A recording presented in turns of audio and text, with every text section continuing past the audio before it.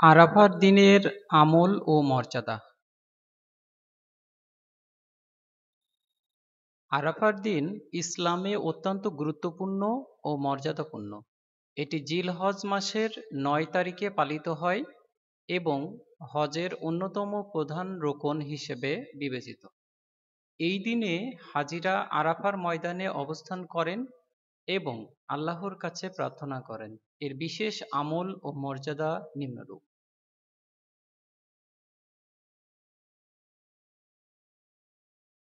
দোয়া ও ইবাদত। আরাফার দিন হলো দোয়া কবুলের বিশেষ সময়। এই দিনে আল্লাহর কাছে আন্তরিকভাবে দোয়া করা হয় এবং তিনি দোয়া গ্রহণ করেন। এই দিনে বেশি বেশি ইবাদত করা, আল্লাহর তেলাওয়াত করা এবং আল্লাহকে স্মরণ করা উচিত।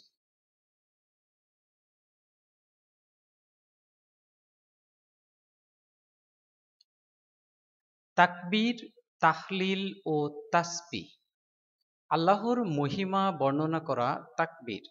আল্লাহু আকবার, আল্লাহু আকবার, লা ইলাহা ইল্লাল্লাহু ওয়াল্লাহু আকবার, আল্লাহু আকবার ওয়ালিল্লাহিল হামদ।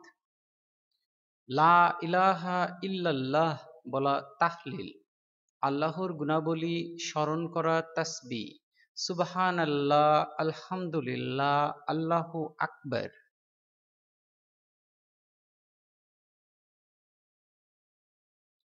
তাওবা ও ইস্তেগফার।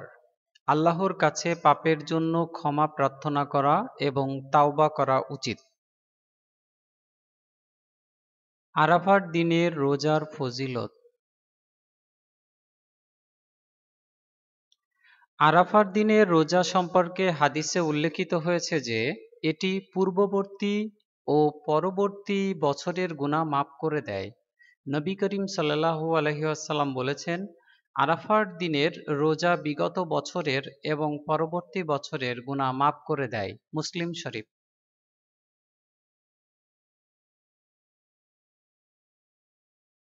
এই রোজার ফজিলত হল গুনাহ মোচন। আরাফার দিনের রোজা পূর্ববর্তী বছরের এবং পরবর্তী বছরের গুনাহ মাফ করে দেয়।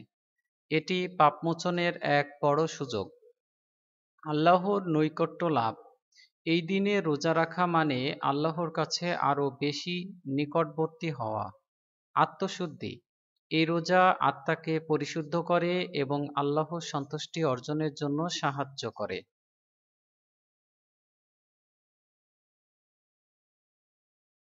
আরাফার দিনটি মুসলমানদের জন্য বিশেষভাবে গুরুত্বপূর্ণ এবং এই দিনে রোজা রাখা ও আমল করা আল্লাহর রহমত ও মাগফিরাত লাভের একটি বিশেষ সুযোগ। আশা করি চ্যানেলটি সাবস্ক্রাইব করে আমাদের সাথেই থাকবেন।